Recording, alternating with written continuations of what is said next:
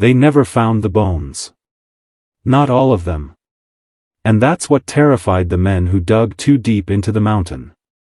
Because what they did find wasn't just a grave. It was a system.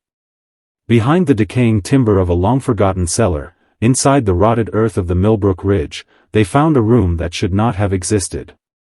Stone walls blackened with soot. Iron restraints bolted to the ground. And scratched into the wooden beam above the threshold, a phrase in German, "Wer eintritt, wird vergessen." He who enters, will be forgotten. That was the final warning. And yet it was only the beginning. You see, the story they told the public was neat. It had edges. A few missing travelers. A haunted inn. Local folklore, exaggerated by time and whiskey. The kind of story that slips off the evening news and settles into ghost books.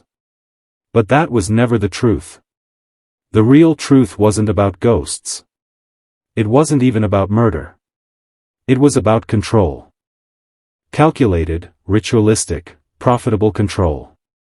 The Cunningham sisters weren't monsters in the dark, they were mathematicians of disappearance. Scientists of silence. And what they built in that mountain wasn't just a place for weary travelers to rest. It was a farm. A factory. A disappearance machine that operated for nearly 20 years without a single charge, a single arrest, a single body ever dragged into the light. And that's why we're here. Because no one asks what happens to men who leave no trail. No one asks how 4 women, alone in the wilderness, could outthink the law, outmaneuver suspicion, and bury 43 men beneath the very soil others thought sacred. Unless they weren't working alone. Unless the guests weren't just chosen, but selected. Unless this wasn't murder, but harvest.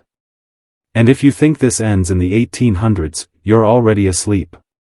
Because the method they used, the manipulation, the psychological targeting, the hospitality as weapon, is still used today. By different names. Different uniforms. Different institutions. But the same design. You ready? Because after this story, you won't trust a warm welcome ever again. In the spring of 1834, a man named Elias Monroe arrived at the Millbrook Inn. He was different from the others, not because he was wealthy, or lonely, or naive, but because he was suspicious. A former military scout turned traitor, Elias had survived ambushes, betrayals, and backcountry fraud. He didn't trust anyone. Especially not strangers who smiled too much. And yet, he never left. You won't find his name on any tombstone. Not in North Carolina, where his wife waited. Not in Kentucky, where he said he was heading. He vanished just like the others, disappeared into the fog of American history. Another shadow erased. But Elias made one mistake. He told someone where he was going. His brother, Jonah, a sheriff in Asheville, received a letter 5 days before Elias departed, staying overnight at a place called Millbrook Inn. Says they treat you like royalty. See you in a week. Jonah never got that follow-up letter.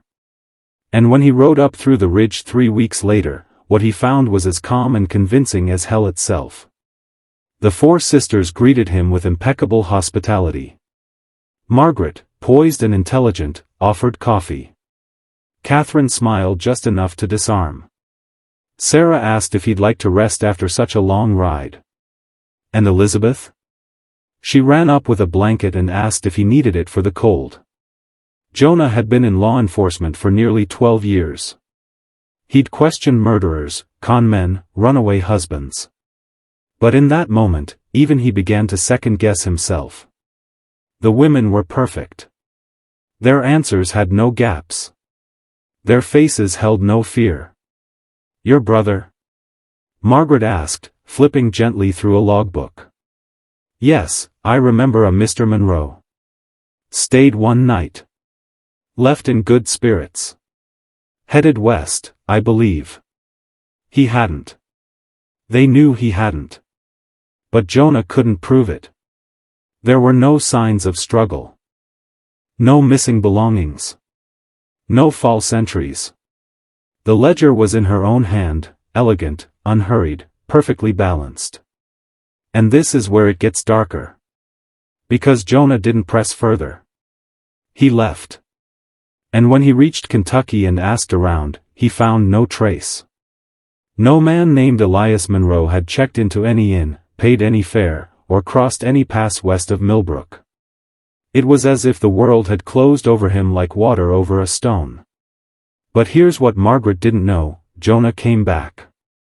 And what he saw in the woods that night, beneath a moonless sky, through branches cracked by winter wind, was not something he could explain.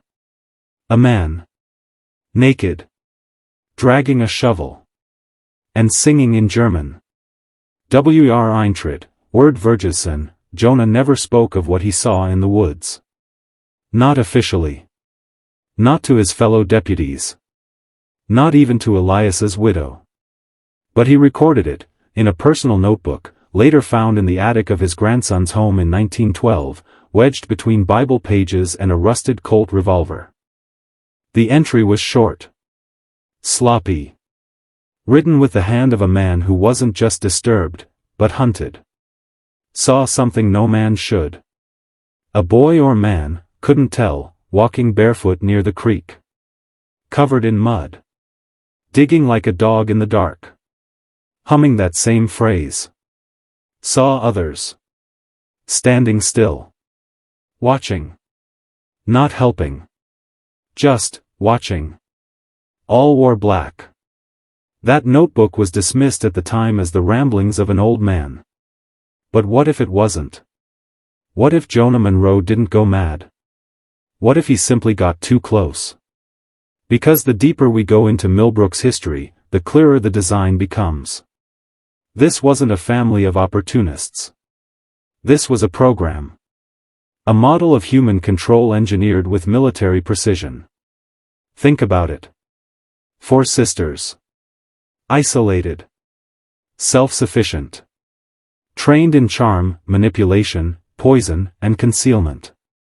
And surrounded, always, by men who just happened to be loyal beyond reason. Ezra, the foreman. The Zimmer brothers. Klaus, who could vanish into the mountains like mist. Heinrich, who didn't speak a word of English yet managed livestock, crops, and clandestine burials like he'd been born for it. And here's what you were never supposed to notice: every man who worked the estate was an immigrant. Every one of them had no family nearby. No legal papers. No parish records. And no one who would ask questions if they disappeared. Now let me ask you, how does a family of 4 women in the 1830s maintain that level of silence, of loyalty, for over a decade? How do they keep men under control without force? The answer is as old as empire. You don't need chains when you have initiation. You need secrecy. You need ritual. And above all, you need purpose. The kind that tells a man he's not just digging graves, he's protecting something sacred. That kind of belief doesn't form by accident. It's trained. It's embedded. And if that was happening at Millbrook in 1834, then who trained them? Who taught the Cunningham sisters to disappear people? Because I promise you this, they didn't invent it. They inherited it. And now, so have you. They say evil hides in chaos. But that's a lie designed to keep you blind. Real evil doesn't look like screaming or shadows or blood on the floor. Real evil is polite. It greets you at the door with warm bread and fresh linens. It speaks softly. Listens intently. And gives you exactly what you think you need. That's why the Millbrook Inn was so effective. Because it didn't feel like a trap. It felt like home. The true brilliance wasn't in how the victims died, it was in how they were chosen. Margaret didn't kill strangers. She harvested profiles. A man carrying money but no destination. A widower with no heirs. A merchant with a secret debt. A pastor between parishes. They were filtered, analyzed, and seduced with a precision that echoed institutions far more advanced than some frontier in. This wasn't intuition. It was psychological warfare. And that raises the question no one wants to ask: where did they learn it? Because by 1835, the Cunningham sisters were executing these operations with terrifying consistency. And something had changed. They had begun testing. One traveler was given a heavy dose of foxglove, not enough to kill, just enough to cause hallucinations and vomiting. He was nursed back to health by Sarah, and left the inn days later, convinced he'd survived a fever sent by God. He returned the next month with a bag of silver coins, to repay the angels who saved his life. They didn't kill him. They didn't need to. He became their evangelist, spreading the gospel of Millbrook to every wagon train headed west. Another man, a fur trapper, was invited to stay for over 2 weeks. He had nothing of value. No gold. No livestock.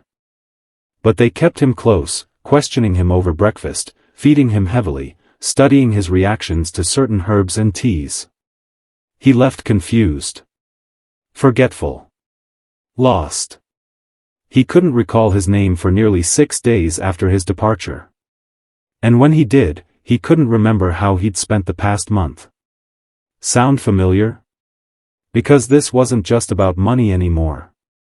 It was about control. The kind that strips a man's memory like paint from old wood. The kind that breaks identity down to its scaffolding. And rebuilds it into something else. The Cunningham sisters weren't running an inn. They were running a program. And it had just gone live. By 1836, whispers had started, small, nervous conversations in taverns and churchyards. A merchant in Lexington claimed his partner had gone east and never returned.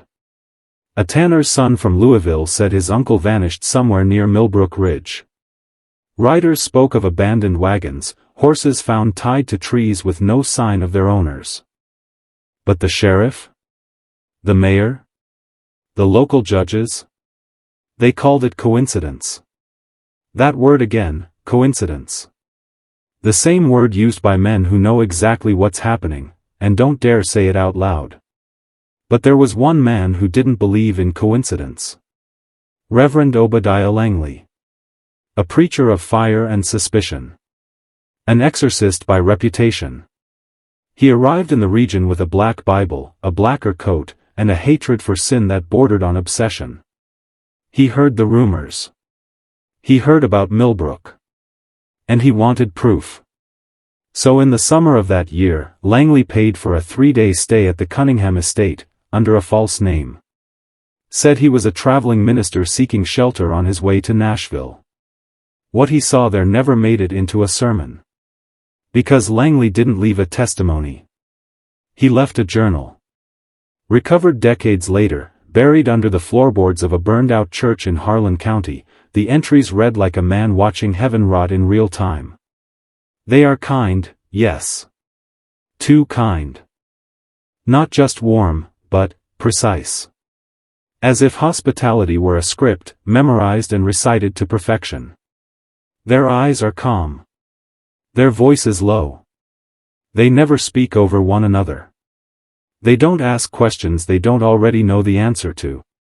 He wrote of Catherine, her gaze, too knowing, her touch, too timed. He noted how Elizabeth seemed to appear and disappear like a trained stagehand, always arriving at just the right moment with just the right comfort. But it was Sarah who disturbed him most. He watched her stir a pot of tea with her left hand while her right reached into a pouch of dried leaves. He saw her sniff the steam, adjust the color, add something black. She caught him watching. She smiled. He wrote that smile down 5 separate times. Then the entries stopped. 3 blank pages. And then, in a different handwriting, barely legible, he has returned to the Lord. He died peacefully. We are grateful for his kindness. No signature. Just a single pressed flower on the final page. Hemlock. They weren't hiding anymore.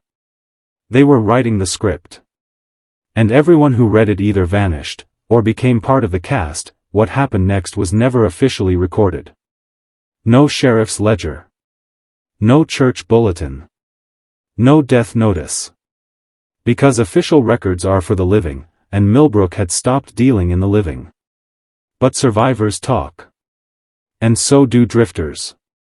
And if you listen closely to the rail hands, the barkeeps, the women who sweep saloons long after midnight, the real stories bleed through. It was the autumn of 1836 when a pair of bounty hunters arrived at the inn. Not lawmen. Not heroes. Just debt collectors with guns and no moral compass. They were looking for a man named Simon Keats, a gambler who had stolen from a riverboat captain and disappeared into Kentucky with a satchel full of gold and a bounty on his head. They tracked his trail to Millbrook. According to one of their journals, discovered decades later in a pawn shop safe in West Virginia, the two men checked in just before sundown. They were never seen again. But the journal was. The final entry? Something's wrong here. The youngest girl, Sarah, knew his name before we gave it. Said he won't be coming back with a smile like it was good news. The beds are warm. Too warm. Like someone just got up. I asked for tea. She brought me 2 cups. I only asked once. But that wasn't the strange part. What came after was worse. Because 6 weeks later, in a tavern 50 miles west, a man matching Simon Keats' description walked in. Same clothes. Same face. Same satchel. Only now, he had no memory of being hunted. No knowledge of any debt. No idea who the bounty hunters were. He said he'd been on retreat, at a lovely house in the forest where everything was provided. He couldn't remember where. Couldn't remember when. But he remembered the smell of lavender. That was the trigger. Because every man who stayed at Millbrook and survived, every single one, mentioned lavender. Not as a flower. As a fog. As something that hung in the air and clung to their clothes and crept into their mouths when they spoke. And that scent.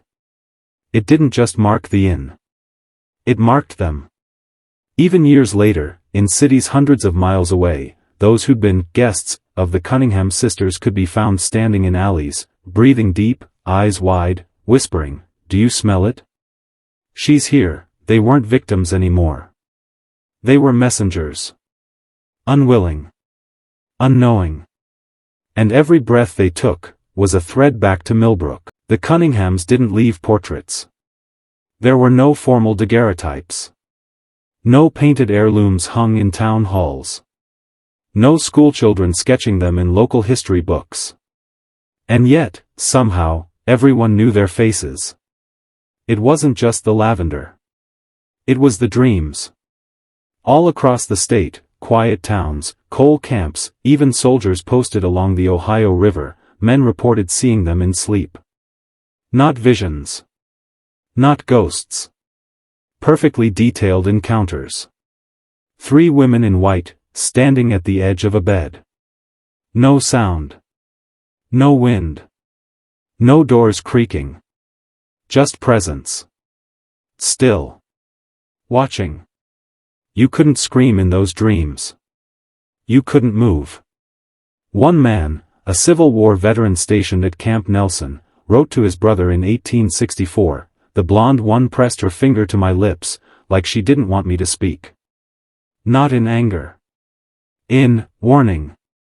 The tall one stood beside her, holding something wet. A rag. A cloth. And the youngest, she smiled, but it wasn't kind. It was the smile you give a dying animal. Like she already knew how it ends." Another survivor tried to paint them. A recluse from Pikeville. Never left his cabin. Didn't speak for 12 years. Then, without explanation, he filled his walls with murals. Not of the inn. Of the sisters. Dozens of them. In forests. In cornfields. Standing behind windows. sitting at tables no one else could see. His last piece showed all three kneeling beside a child's crib. The child was missing. Only a black cradle, and red sheets. After he died, the townspeople burned the cabin. Said it was infected. But the smoke hung low for days, curling through the valley like incense. Or fog. Or lavender. That wasn't fear anymore. It was ritual. Something deeper than trauma. Something that stayed in the blood. Because what the Cunninghams offered wasn't just a room and board. It was transformation. They didn't just kill the lost. They rewrote them. Removed memories. Stitched in new ones. Erased pain, yes, but at a cost. The price? You'd never be the same. Your voice might stay. Your walk. Your laugh. But something at the core, the part that chooses who you are, was gone. Taken. Replaced. By something, quieter. More obedient. More useful. To what? No one could answer. But somewhere, buried beneath Millbrook's lavender fields, that answer waits. The earth around Millbrook doesn't obey the rules. Ask the geologists who came in 1891. 3 men from the University of Cincinnati, eager to map Kentucky's lesser-known mineral belts. They set up camp near the old creek bed behind the inn's ruins, what was left of the foundation by then. Just stone ribs and moss. They didn't last 2 days. The lead researcher, Dr. Edwin Tice, left his journal behind. His final notes weren't geological. They were geometric. He'd found symbols, etched into the underside of stone slabs, visible only when angled against the dusk light. Circles within circles. Not Celtic. Not Masonic. Not anything known. He wrote, "There is a language under this place. Not one spoken. Not one written. Something older. Something carved into time itself. The patterns hum when the wind hits just right. My ears bleed if I stay too close." The locals didn't go near the site after that. Not because they believed the stories, but because animals wouldn't cross the threshold. Dogs would whimper. Horses would buck. Birds would stop singing within 100-yard radius. Still, trespassers came. Thrill seekers. Teenagers. 1 or 2 documentary filmmakers. And what they brought back, if they came back, was never footage. It was fear.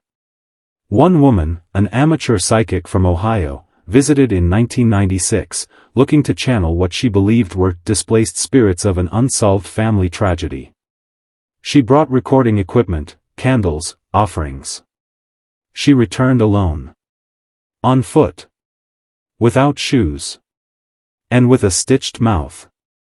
Not literally, but her lips refused to part for over 6 weeks. No trauma. No paralysis. Just refusal. She wrote her testimony on napkins. "I saw the window. I saw the girl. She wasn't trapped. She wanted to stay." That's what no one understands. They didn't beg for escape. They asked to belong. There's something inside that house that offers them peace. But not the kind we understand. Peace. A dangerous word when used wrong. Because not all silence is holy. Not all quiet is rest. Sometimes silence is surrender. A full, willing release of identity, of memory, resistance, will. And the Cunninghams didn't steal souls. They invited them to walk away. One choice. One conversation. One cup of tea. And the moment you accepted, whether through a sip, a smile, or the smell of lavender, you stopped being a guest. And started being part of the house. Forever. It's strange, isn't it? How a house with no survivors, no documents, no floor plans, still casts shadows in towns it never touched. How children in surrounding counties, Floyd, Magoffin, Johnson, still play a game called the Millbrook knock. They don't know where it comes from. Just the rules. You stand in a dark room. A barn. A shed. A hallway closet with no mirrors. You knock once. Then wait. If you hear nothing, you're safe. If you hear 2 knocks, you run. But if you hear 3, you must ask, do you still have room for me? Say it clearly. Don't stutter. And if the silence lingers, you wait until morning. No one knows who taught them. The game has no origin. It isn't in books.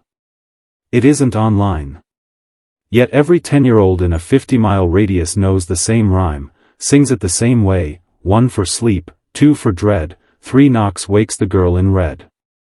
If she smiles and calls you near, leave the door. Don't show her fear. What girl? Nobody asks. Because some of them have seen her. A pale thing. Barefoot. Hair like riverweed. Dress stitched from what looks like curtain fabric, dusty, handmade, with tiny flower embroidery along the hem. Not a ghost. Not transparent. Solid. Breathing. But her eyes don't blink. And when she moves, there's no sound. One retired sheriff told his grandson about her. Said he saw her standing by the back door of the old Cunningham property. Thought she was lost. Approached. Asked her name. She replied, in a voice not hers, "I'm not the one who lost me." And vanished. No wind. No flash of light. Just absence. Like something rewound time 2 seconds, and erased only her. A neighbor down the hill heard music that same night. A piano. Playing something soft. Melancholy. Inhumanly precise. The inn had burned in 1887. No piano survived. But the melody keeps coming back. To hikers. To campers. To storm chasers. Always after midnight. Always 3 notes, then silence. And always from the same direction, the cellar that wasn't on any blueprint. Because Millbrook didn't just have rooms. It had levels. Layers beneath layers. Where the true guests stayed. And where 4 souls were never seen again. You want to know the strangest part? They found one of them. One of the 43. Not alive. But not decayed either. It was 1932. A deep drought had hit eastern Kentucky. Rivers dried to a trickle. Wells cracked open like brittle knuckles. And the old mine shafts near Millbrook, sealed for decades, began to breathe. Literally. Locals reported air movement from the collapsed shafts. A steady, warm draft that smelled like lavender, sulfur, and, oddly, fresh tea. Curious, a state hydrologist named Marcus Clennon brought a small team to investigate what they thought was a natural thermal vent. They sent a wire camera down first. It hit something soft at 42 feet. Not dirt. Not stone. Cloth. So they lowered a man. He didn't scream. He sang. A lullaby. One no one recognized. A haunting, off-key melody that stopped the moment he reached bottom. When they pulled him back up, his eyes were bloodshot. His hands trembling. And his mouth wouldn't stop saying, "He's still warm. He's still smiling. He still smells like chamomile."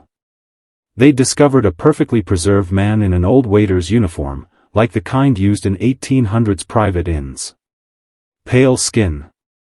No rot. Muscles intact. No signs of embalming. A faint scar under his left eye. Dental records didn't match anyone local.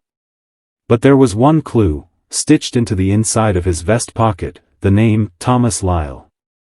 Thomas had been reported missing in 1886. One of the quiet disappearances never pursued, because, back then, young men who left home for work often vanished without a trace. No forensics. No federal databases. Just names in church bulletins and sorrow in mothers' kitchens. But here he was. No explanation. No aging. No trauma. And around his wrist? A bracelet made of braided human hair, a common Victorian mourning token. But this one had 43 strands. All different colors. All tightly knotted. The coroner couldn't make sense of it. No dehydration. No sign of preservation chemicals. It was as if he had never stopped being alive. Just paused. Like someone had turned off his clock and buried the tick. They moved the body to Lexington for further study. By morning, the corpse had liquefied into a milky white substance. No odor. No remains. Just the bracelet, still warm. The lab assistant quit that night. And burned her clothes in the hospital parking lot. She refused to say why. But she left behind a single note: Millbrook didn't take them. It kept them. And maybe, it still does. They say the land itself changed after the Millbrook inn burned.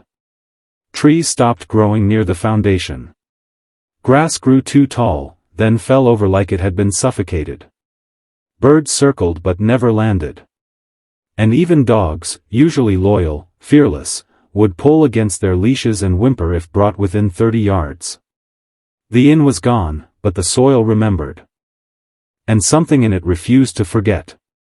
A retired geology professor from Berea College, Dr. Ellen Mathers, visited the site in 1954. She wasn't a ghost hunter. Wasn't a believer in the paranormal. She was there to study mineral deposits rumored to exist beneath the hill the inn once sat on. She brought instruments. Seismic rods. Core samplers. But what she found had nothing to do with stone. The deeper she dug, the less natural the material became. At 7 feet down, thick roots. At 10 feet, chalk-white sediment. And at 12 feet, a perfect tile. Not wood. Not ceramic. Something else. Black. Smooth.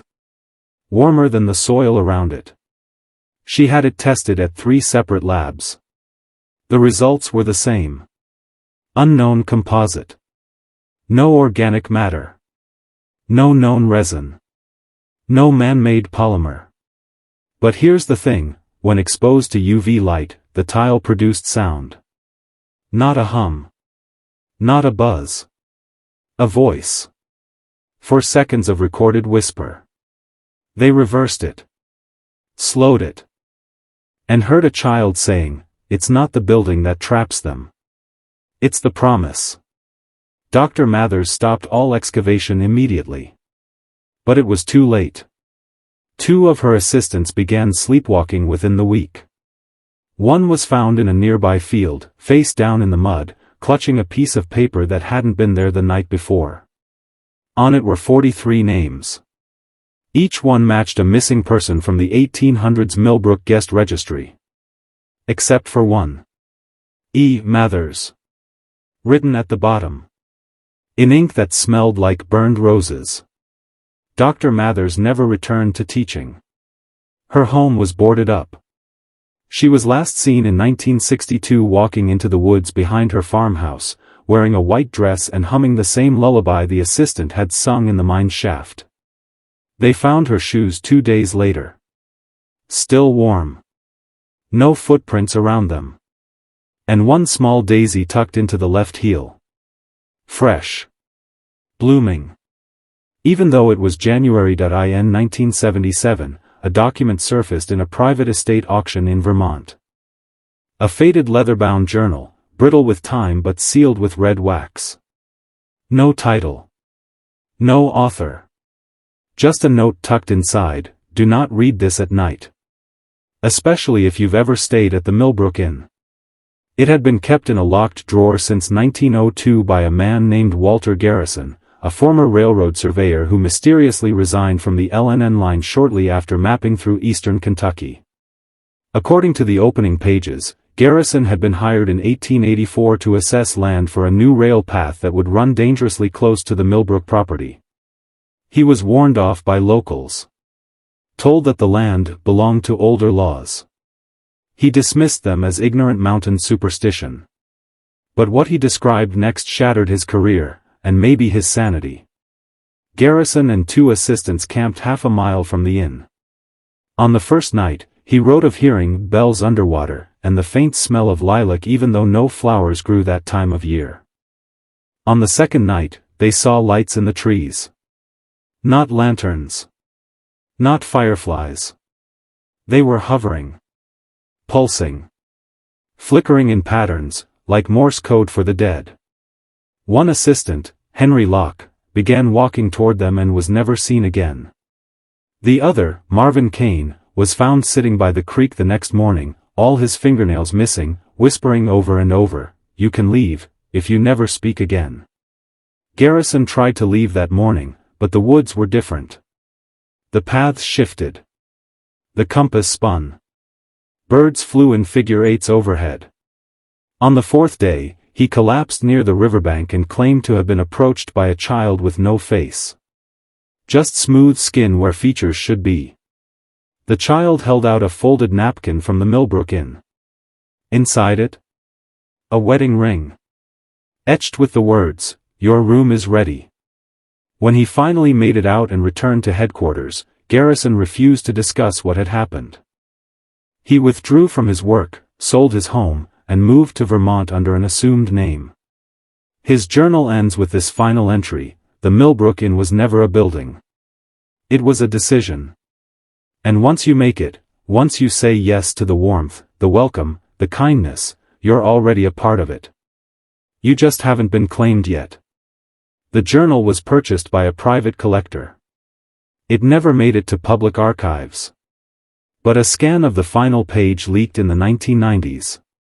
There, in faint graphite, below Garrison's handwriting, was a different signature entirely. Thomas Lyle. Written in a different style. Different pressure. Same man who disappeared in 1886. Same man pulled from the shaft in 1932. Which means, either he never left, or he never existed. The deeper you go into Millbrook's forgotten past, the more you realize, it wasn't forgotten at all. It was buried. Deliberately.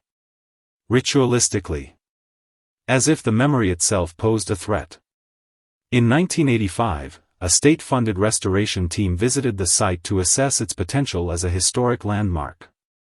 They intended to rebuild a replica of the original in using period-accurate timber and stone. They brought equipment, tents, and optimism. They lasted 3 days. Lead architect Julia Price, who had previously overseen reconstructions at Civil War battlefields and Appalachian forts, arrived on the first morning with a clear blueprint and high morale. But something unraveled almost immediately. Nails bent without reason. Wood warped overnight, inside sealed crates. Tools disappeared, then reappeared embedded in trees 20 feet away. On the second night, workers heard a piano playing. A soft, almost mournful waltz. But there was no piano on site. When they followed the sound, it would move, always just behind them, always 2 rooms away in a building that didn't exist. Julia began having dreams. In one of them, she stood inside the old dining hall as guests with blurred faces dined in silence. A woman approached her, pale and elegant, wearing a black gown with sleeves too long to reveal her hands. She leaned in close and whispered, "We welcome you, but not yet." Julia woke up with dust in her mouth and her boots soaking wet. They found footprints in the dirt, her own, but leading away from her tent and toward the hill. But she hadn't left. Or so she thought. On the final night, she found her own signature, carved neatly into an ancient beam dug up from the earth. It read, Julia Price, 1885, 100 years off. Her handwriting. Her name. But a date she couldn't explain. The next morning, she resigned. Quietly. No press release. No public statement. She later published a small essay under a pseudonym in an architecture journal titled, "Structures That Refuse to Be Rebuilt." In it, she described buildings that reject intrusion. That carry a psychic scar. That act not as spaces, but as intentions. One line stood out more than the rest: Millbrook was not shelter. It was invitation disguised as refuge. And no structure built there will ever remain, because the inn already stands, just in a different hour. The rebuild was abandoned. The funding pulled. And all blueprints were mysteriously lost in a fire at the State Records Office 1 year later. They never found the source. Just ash. And the smell of lilac. In 1996, an anonymous package arrived at the Louisville Courier-Journal. No return address. No note. Just a VHS tape marked with a red X and the words, "Play in silence." The footage was grainy. Time-stamped 1982. It appeared to be a home video, 8mm camcorder, handheld, shaky. What started as an amateur documentary about local folklore quickly took a turn the station couldn't explain. The first 10 minutes were harmless, interviews with old-timers in the Appalachians, tall tales about ghosts, creatures in the trees, the usual campfire fare. But then, the cameraman, never identified, drives down an unmarked trail past Ironwood Creek and arrives at a clearing with overgrown stonework barely visible through the brush. It's Millbrook. But not as ruins. Not overgrown. Standing. Intact. White shutters. Lanterns glowing in every window. Smoke from a chimney curling upward like it had never been abandoned. The cameraman whispers, "I thought this place was gone." He approaches. Steps creak beneath his feet as he climbs the porch. There's music again, low, jazzy, like a radio from the 1930s playing through thick walls. He doesn't knock. The door swings open on its own. Inside, the air is warm. Dustless. Every surface immaculate. A man in a green suit passes by the camera frame, but his feet don't touch the ground. Just glides. In the corner sits a little girl coloring in a book, except the book's pages are solid black, and she's using a bone-white crayon. She doesn't look up. Then the camera cuts. Static. It resumes outside again, midday, birds chirping, but the tone has changed. The cameraman is breathing heavily, panicked, muttering over and over, "I didn't go in. I didn't go in. I didn't go in." But he clearly did. He drives off down the trail, but a full minute later, the car stops. Why? Because the road loops. He's back at the same clearing. The inn is gone. Nothing but weeds and a rusted well. His voice cracks, "No, no, it was just here." Then he screams. Not at something in front of him, but something in the back seat. The camera drops. The tape ends with 12 seconds of silence. And then, a woman's voice. Faint. Not recorded. Embedded. Like it was layered beneath the tape's magnetic surface. If you've seen it once, you'll see it again. If you've entered it once, it never lets you leave. The Courier never aired it. They claimed the tape disintegrated in their archives within a week. But copies leaked. Bootleg VHS traders still whisper about the Millbrook footage. Some say watching it invites something into your home. Others believe it only plays correctly if you've been near the original site. The red X on the case? Not a warning. A mark. A symbol the inn leaves behind when it's chosen someone. By the early 2000s, digital explorers, urban legend hunters, ARG enthusiasts, and fringe historians had locked onto the mystery of Millbrook like bloodhounds on a scent trail. But every documented effort to find the location failed in the same, eerily similar way. They forgot. Not in the way you forget where you parked your car. No, this was targeted amnesia. Groups would plan expeditions down to the hour. GPS coordinates, survival gear, drone footage ready. They'd enter the woods north of Breckenridge County, and then? A blackout. They'd emerge hours later, wandering, dehydrated, with no memory of what happened after the first mile in. One team left body cams running. All 5 cameras glitched simultaneously after the same sound, barely audible, like a woman humming through radio static. The last frame showed something impossible, a shadow that didn't belong to any of them. It moved against the sun. No source. No body. Just a silhouette sliding across the ground like it had purpose.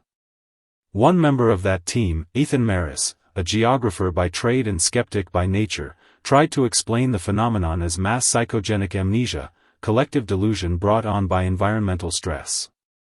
He was confident.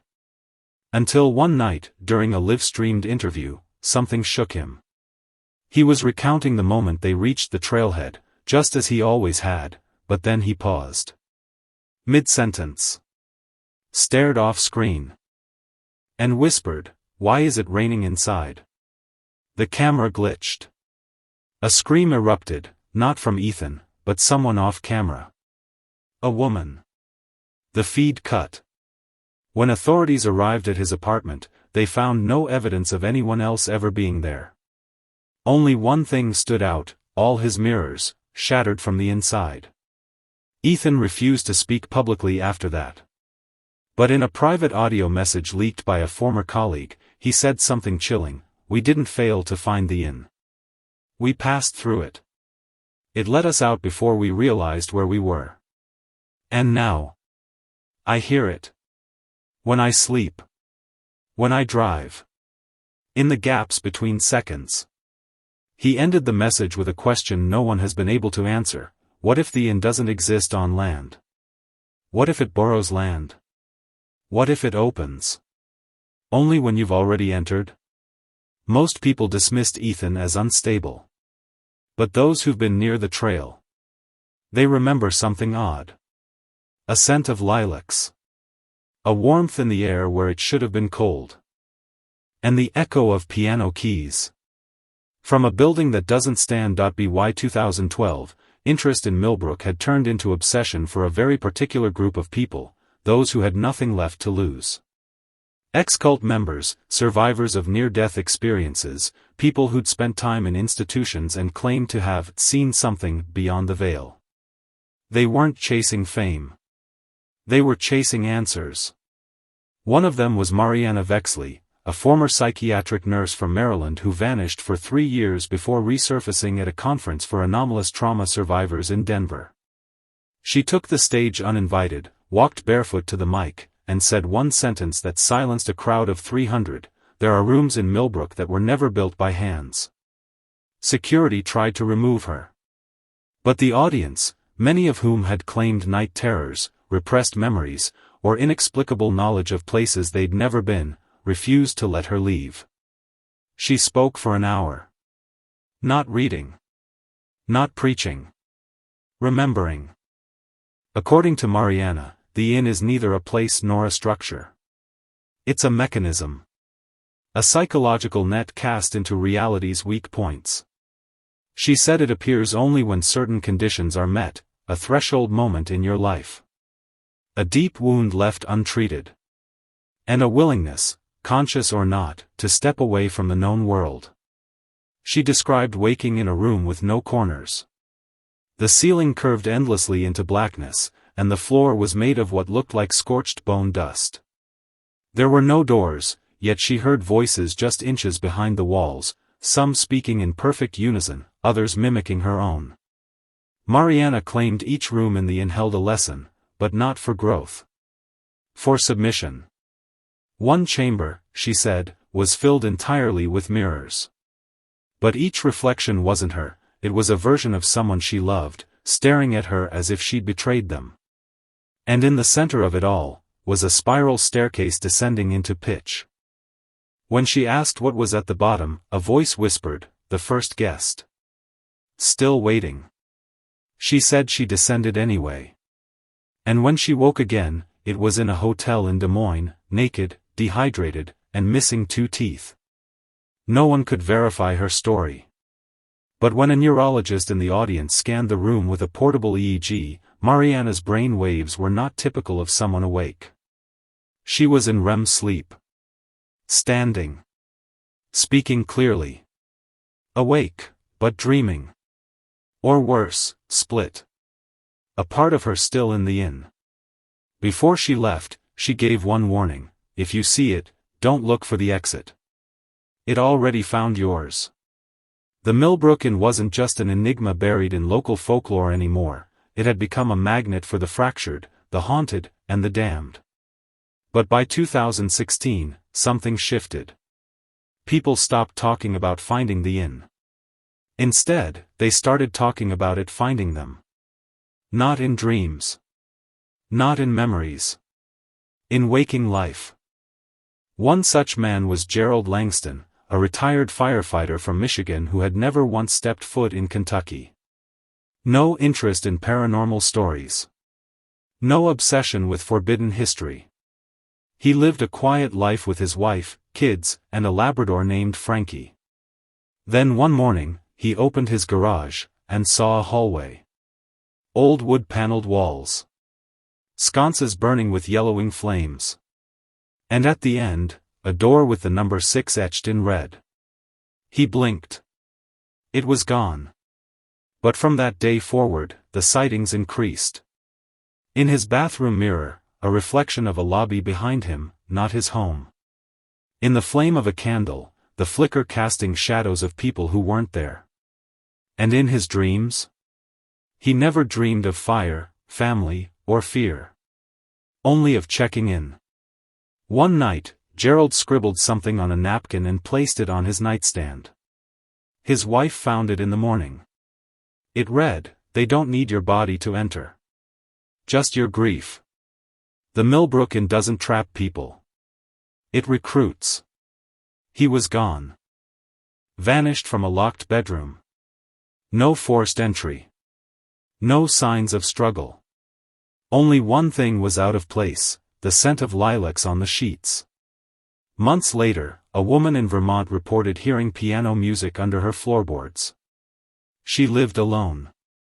A teenage boy in Texas claimed his television turned on by itself and displayed a "Welcome Guest" ledger with his name at the top. A trucker passing through Breckinridge County swore he saw the inn materialize out of thin air, just for a second, on a fog-drenched hill. He got out to take a photo. The next truck that passed found his rig abandoned. Engine cold. Keys still inside. The driver's seat? Wet. As if someone had been sitting there soaked in water. To this day, Gerald Langston remains missing. But investigators found something in his garage weeks later, something the local PD never released to the public. A scorched reservation card. Faded print. Only 3 legible words remained: room 4. 1. The photographs began circulating in 2019. They didn't come from a newspaper, a whistleblower, or an investigator. They came from a 12-year-old girl. Her name was Clara Moore. She lived in Dalton, Georgia, and attended a special learning program for children who displayed what educators called perceptual divergence, meaning they saw, heard, or sensed things that others didn't, but with astonishing detail. Clara had no social media. No access to dark web forums. No exposure to the legends of the Millbrook Inn. But one afternoon, she brought a series of crayon sketches to her teacher. They were beautiful. And terrifying. Each one was labeled with pencil. In block letters. Lobby of Never Sleep. Stairs for the Forgotten. Dining room where names go missing. Hallway of the Ones Who Left Twice. And one titled simply, 43. In it, she had drawn beds, lined wall to wall, in a long narrow room that stretched out into vanishing points. On each bed lay a faceless figure. But above each figure floated a mask. The same shape. The same grin. But 43 different eyes. When asked what they were, Clara replied, "That's who you become when you stay too long." A local child psychologist, Dr. Reagan Holloway, examined her. She wasn't hallucinating. She wasn't copying anything from media. She didn't even know what Kentucky was. But during the second interview, she asked the doctor a question that made her drop her pen. "Do you hear the man walking at 312 too?" Reagan was stunned. That exact phrase, "the man walking at 312, had been part of a recurring dream she'd had for years. The sound of footsteps across tiles. Pausing outside her bedroom. Every night, exactly at 312. She never told a soul. Clara smiled when she saw Reagan's face and said, "It's okay. He only takes pieces." When her parents were interviewed, they swore she'd never spoken like this before. But they had noticed one thing: ever since Clara turned 12, mirrors stopped working for her. She would pass by them, and her reflection wouldn't move. Or worse, it would smile when she didn't. The drawings were taken for analysis. Her home was searched. They found nothing. Except, in the attic, beneath a floorboard, a photograph that no one could explain. It was sepia-toned. Slightly burned on the edges. And showed the lobby of a very old inn. In the center was a man in a black suit holding a ledger. His face was faded, except for the smile. And scrawled on the back of the photo in a child's handwriting, "I saw him in my wall." They were never buried. That's what the coroner whispered under his breath in 2021, standing over a collapsed hillside just outside of Cloverport, Kentucky, 7 miles from where the Millbrook Inn was rumored to have stood. The ground had given way after a violent storm, exposing what locals thought were roots. They weren't roots. They were bones. Dozens of them. Twisted. Tangled. Worn smooth like driftwood. No coffins. No markings. Just earth, silence, and time. The team from Breckinridge County brought in archaeologists. They assumed Civil War graves. Forgotten soldiers. Maybe cholera victims. But the forensic reports told a different story. These weren't from the 1800s. These were recent. From the last 30 years. DNA didn't match any criminal databases. But when one analyst ran the samples against open missing persons cases from the Midwest and South, matches began lighting up like wildfire. 8 victims identified. All missing between 1993 and 2015. All reported last seen passing through rural Kentucky. Some had stopped for gas. Some had car trouble. One, a nurse named Dana Kepler, had left a voice message for her brother the day she disappeared. She said, "I think I took a wrong turn, but there's a light up ahead. It looks like a hotel. I'll ask there." Her car was later found abandoned in the woods. But here's what made the case spiral: among the remains were bones that had healed from ancient injuries. Fractures that predated modern medicine. Discoloration from diets that hadn't existed in over a century. One femur even showed signs of lead poisoning consistent with 19th century paint. It was as if time didn't pass in the inn. It folded. Collapsed. And wrapped around the guests like a curtain they'd never escaped from. Some of the remains had been gnawed. But not by animals. The bite radius was human. And all 43 sets of remains were missing their right hand. Every single one. The police issued no public statement.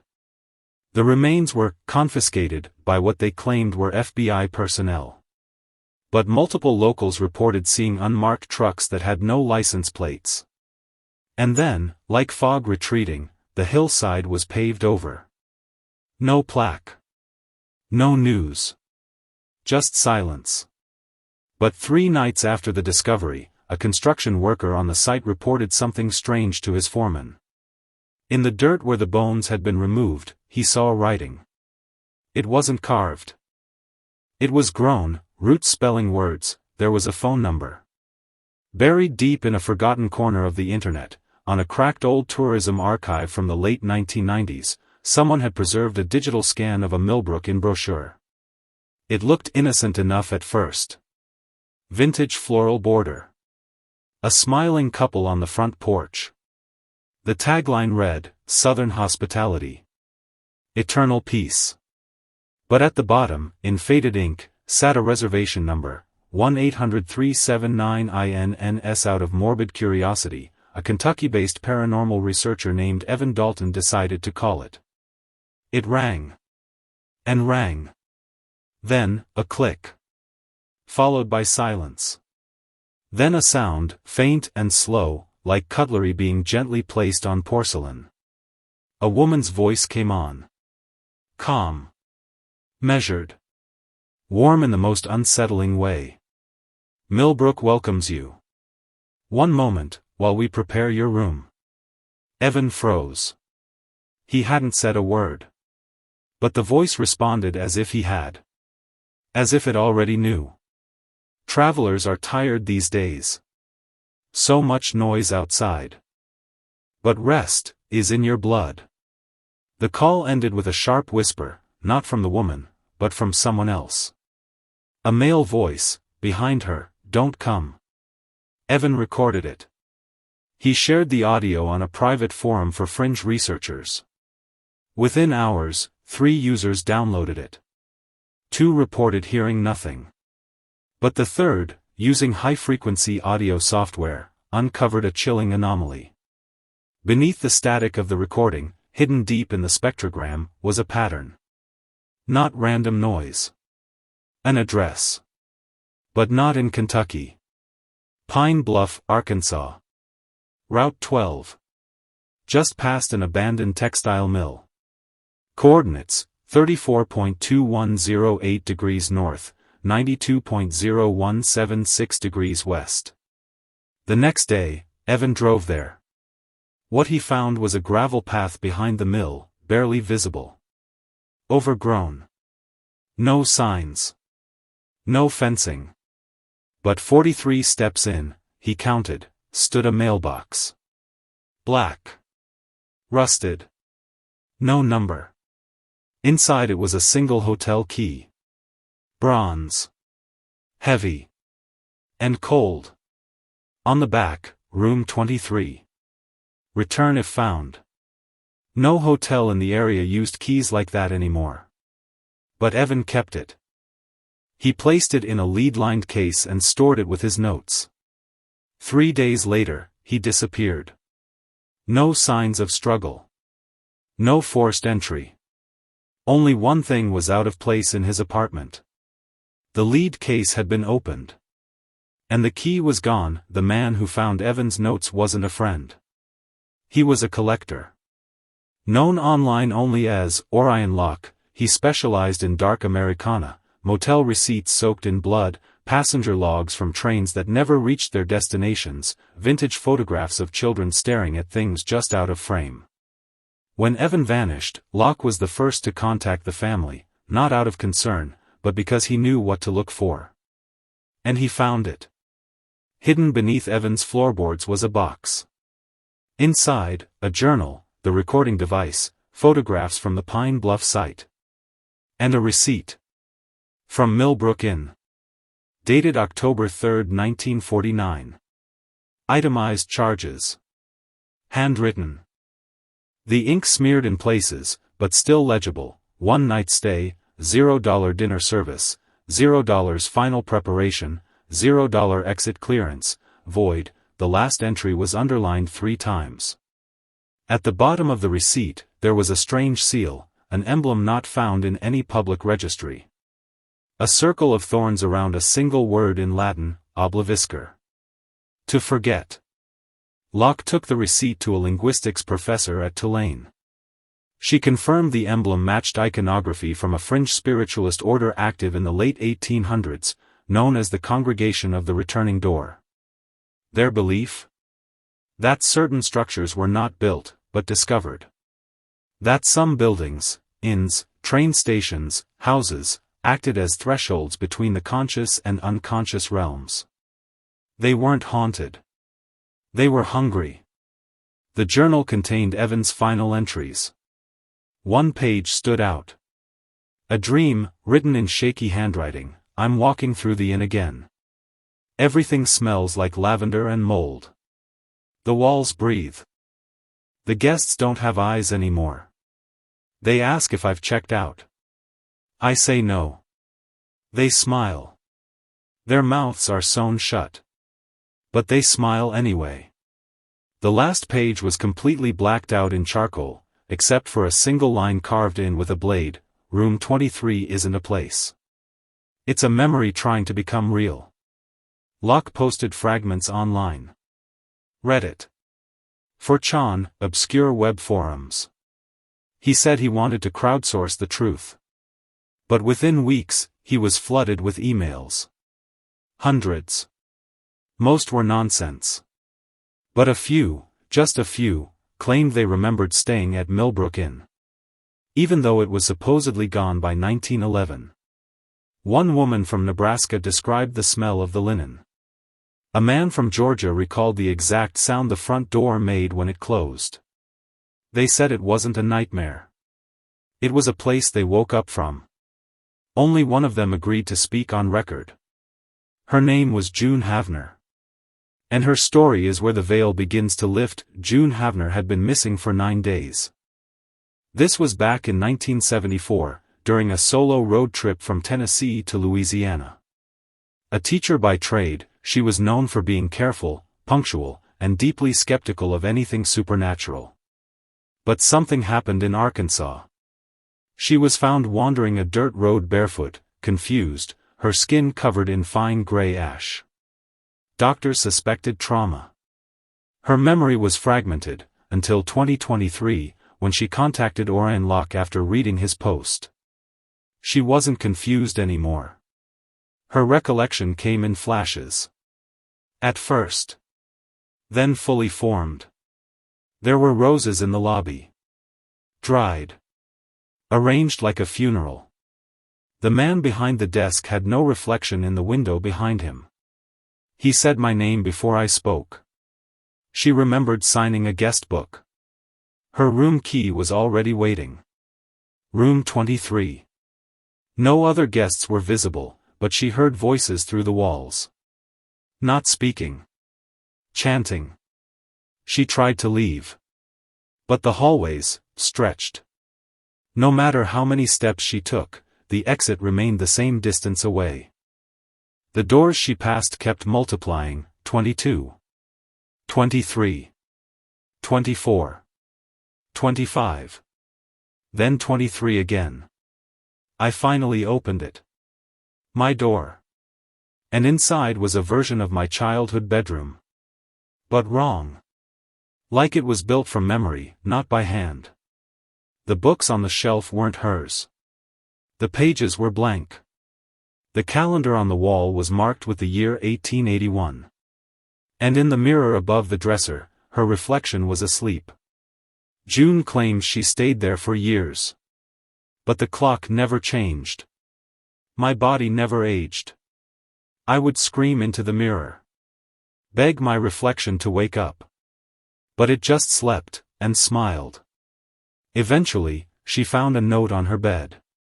Typed. It read, "There is no checkout. Only trade." The next morning, she woke up on the road. 9 days had passed. She'd lost 12 pounds.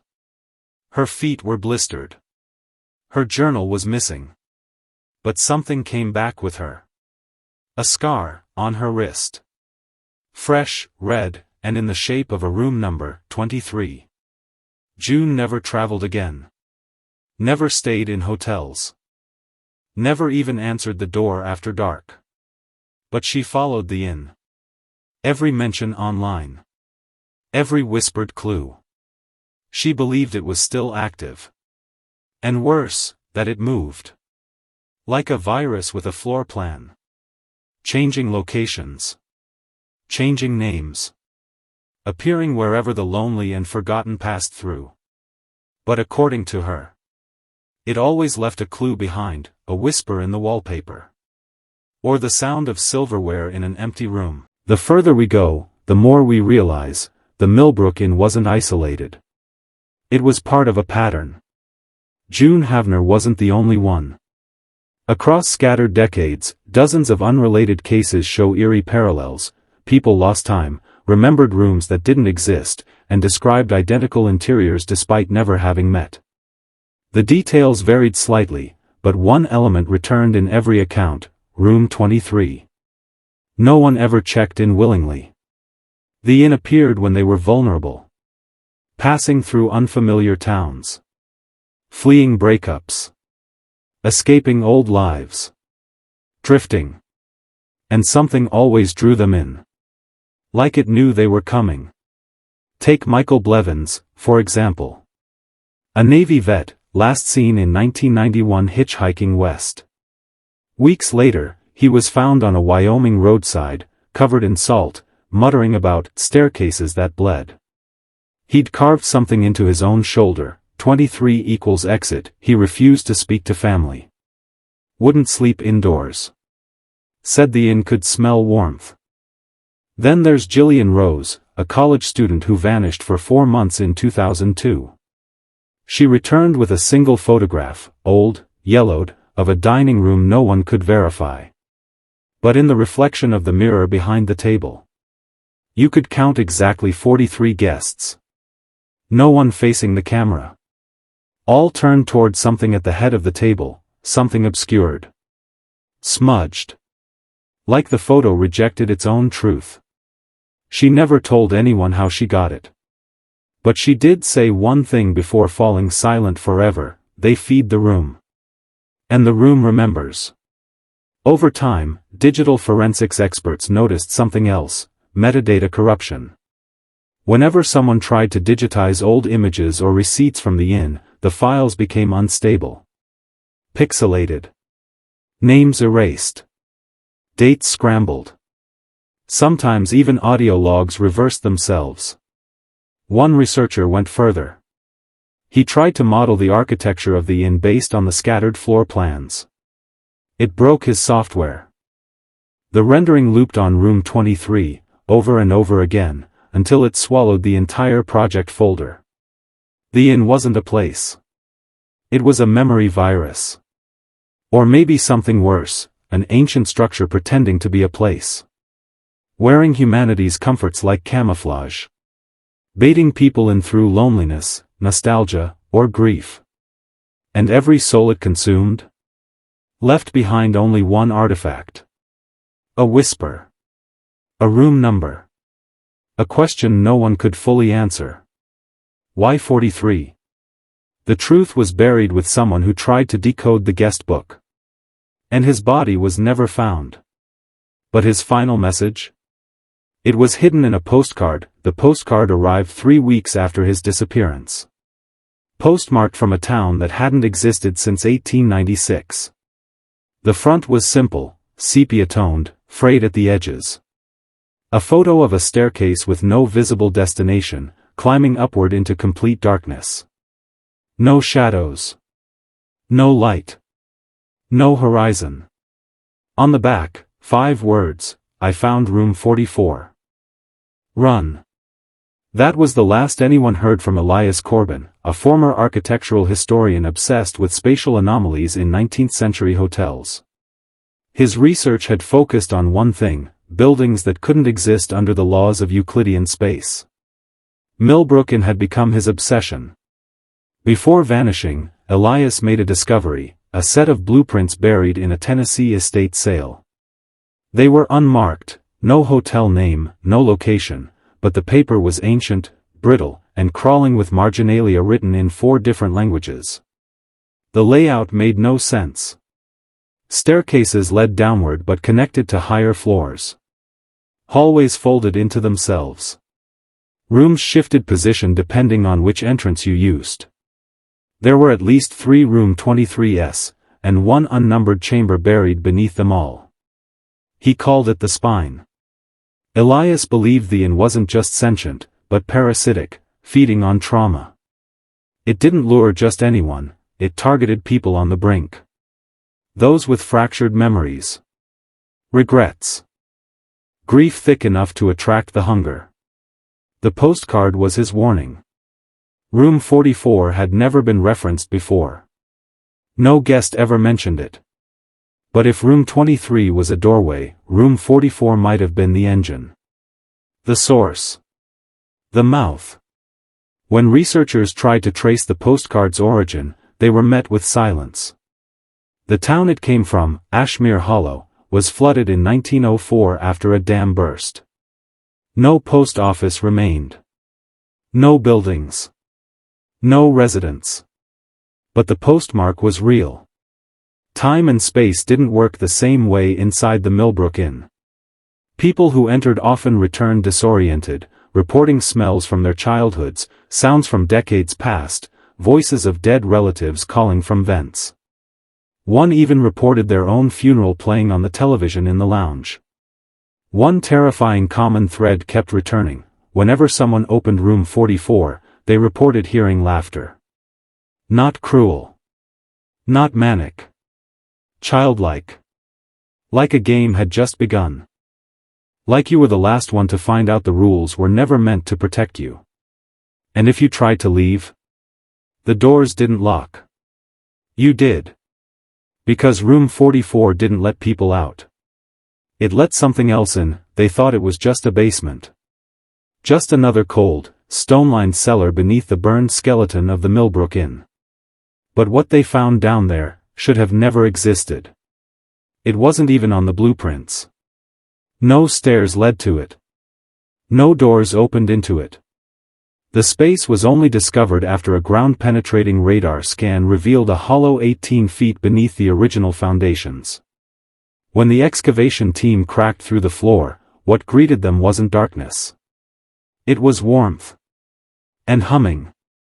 Like a lullaby sung by something that had no mouth, but remembered having one. The chamber was circular, maybe 20 feet wide. Lined in mirrors, but not modern ones. These were hand-forged, cloudy, warped. They didn't reflect the present. Instead, they shimmered with scenes from different times, different people. You'd walk past a mirror and see a woman in 1954 crying beside a suitcase. Another would show a boy trapped in an empty classroom, whispering to the walls. One showed a figure standing in room 23, motionless, while their reflection moved. At the center of the room was a chair. Old. Victorian. Velvet rotted black. Facing nothing. But if you sat in it, and one man did, foolishly, you'd see everything. Every name ever written in the guest book. Every scream the walls had absorbed. Every missing person the world forgot, now rooted inside the inn like fossils in amber. That man lasted 13 seconds before seizing. He lived. But he couldn't speak. Only draw. And what he drew was the table from the photograph. The one with the 43 guests. Only this time, there were 44 seats. And the final one was no longer obscured. It showed a tall figure. Genderless. No face. Just skin pulled tight over bone and a smile so wide it bent the jaw in both directions. Draped in clothes from every era. One hand on a wine glass, the other on a bell. A service bell. The kind innkeepers used to welcome new guests. And beneath the sketch, in frantic ink, he'd written, "You're already checked in." Since then, no one has entered the chamber again. The entrance was sealed in concrete. The ruins fenced off. The story buried, officially. But unofficially? People still hear humming when they pass the site. Some report dreams of staircases and velvet chairs. And a few, a very specific few, have received postcards. No return address. Just the same 5 words, "We never stopped taking guests." And if you're watching this, you might want to ask yourself, when did you last dream of a hallway you couldn't escape? Because the Millbrook Inn remembers you. And room 23 is ready.